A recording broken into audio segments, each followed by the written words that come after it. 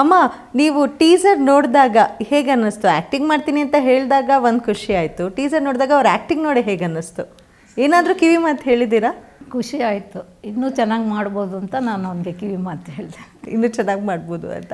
Okay, ಇವ್ರನ್ನ on ಸ್ಕ್ರೀನಲ್ಲಿ ನೋಡಿದಾಗ ಏನಾದರೂ ಹೋಲಿಕೆ ನಮ್ಮ ಫ್ಯಾಮಿಲಿಯನ್ನ ಇವ್ರು ನೋಡ್ದಂಗೆ ಆಗುತ್ತೆ ಅಂತ ಅನಿಸಿದ್ದೇನಾದರೂ ಇದೆಯಾ ಆ್ಯಕ್ಟಿಂಗ್ನಲ್ಲಿ?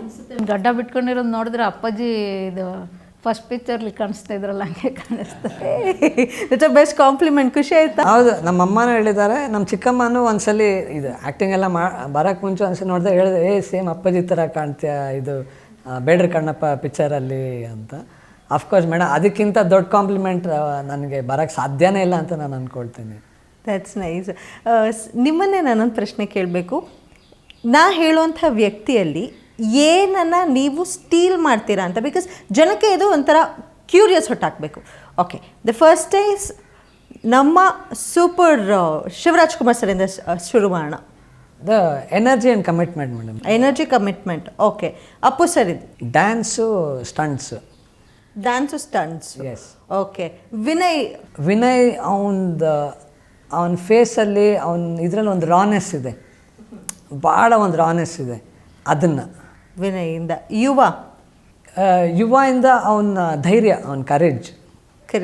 ನಿಮ್ಮ ಮನೇಲಿ ತುಂಬ ಪ್ರೊಡ್ಯೂಸರ್ಸ್ಗಳು ಜಾಸ್ತಿ ಆಗ್ತಿದ್ದಾರೆ. ಈಗ ಶಿವರಾಜ್ ಕುಮಾರ್ ಅವರ ಮಗಳು ಕೂಡ ಪ್ರೊಡ್ಯೂಸ್ ಮಾಡೋದಕ್ಕೆ ಹೆಜ್ಜೆ ಇಡ್ತಾ ಇದ್ದಾರೆ. ಸೊ ಅಷ್ಟೇ ಅಲ್ದಿರ ಅಶ್ವಿನಿ ಮ್ಯಾಮ್ ಅಂತೂ ಒಳ್ಳೆ ರೀತಿಯ ಚಿತ್ರಗಳನ್ನ, ಹೊಸಬರ ಚಿತ್ರಗಳನ್ನ ಎಂಕರೇಜ್ ಮಾಡಿ ಪ್ರೊಡ್ಯೂಸ್ ಮಾಡ್ತಿದ್ದಾರೆ. ಸೊ ಅದ್ರ ಬಗ್ಗೆ ಹೇಳೋದಾದರೆ ಏನು ಹೇಳ್ತೀರಿ? ಆ್ಯಂಡ್ ಗೀತಾ ಮ್ಯಾಮು ಕೂಡ ಪ್ರೊಡ್ಯೂಸ್ ಮಾಡ್ತಿದ್ದೀರಿ. ಮೇಡಮ್, ಇದೊಂದು ಆ ಪ್ರೋಸೆಸ್ ಕಂಟಿನ್ಯೂ ಆಗ್ತಾಯಿದೆ ಅನ್ನೋದೇ ಒಂದು ಖುಷಿ. ಪ್ರೊಡಕ್ಷನ್ನು ನಮ್ಮ ಅಜ್ಜಿ, ಆಮೇಲೆ ನಮ್ಮ ತಂದೆ, ಇವರಿಂದ ಶುರು ಆಗಿದ್ದು.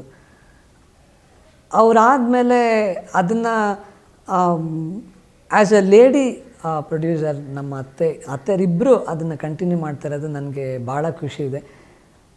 PRK ಅಲ್ಲಿ ಅದು 2017ರಲ್ಲಿ ಲಾಂಚ್ ಮಾಡಿದ್ದು. PRK ಕವಲುದಾರಿಯಿಂದ ನಮ್ಮ ಮಾಮ ಭಾಳ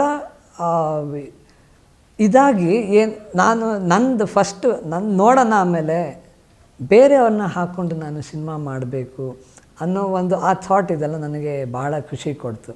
ಆ್ಯಂಡ್ ಸಾಕಷ್ಟು ನಮ್ಮ ಜೊತೆಲ್ಲ ಕೂತ್ಕೊಂಡಾಗ ಅದ್ರ ಬಗ್ಗೆ ಡಿಸ್ಕಸ್ ಮಾಡೋರು, ಹೆಂಗೆಲ್ಲ ಪ್ರೊಡಕ್ಷನ್ ಮಾಡ್ಬೋದು, ಯಾವ ಥರ ನನಗೆ ಆಸೆಗಳಿದೆ ಅನ್ನೋದು.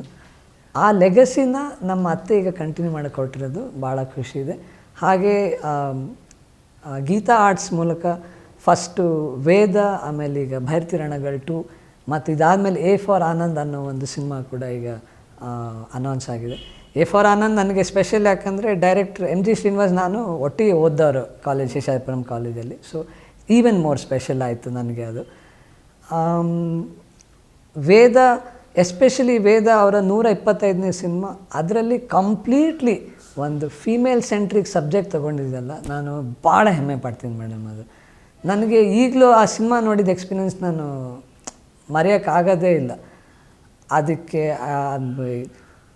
ಶಿವಣ್ಣ, ಗಾನ್ವಿಯವರು, ಮತ್ತು ಅದಿತಿ ಸಾಗರ್, ಉಮಾಶ್ರೀ ಅವರು, ಹಾಗೆ ಮತ್ತು ಬೇರೆ ಯಾರ್ಯಾರು ಮಾಡಿದ್ದಾರೆ ಎಲ್ಲರೂ ಎಷ್ಟು ಚೆನ್ನಾಗಿ ಆ ಸಿನಿಮಾ ಎಲ್ಲದಕ್ಕಿಂತ ಹೆಚ್ಚಾಗಿ ಹರ್ಷ ಅವರ ಆ ಒಂದು ಸ್ಟೋರಿ ಟೆಲ್ಲಿಂಗ್ ಸ್ಟೈಲು, ಡೈರೆಕ್ಷನ್ನು ಭಾಳ ಇಷ್ಟ ಆಯಿತು.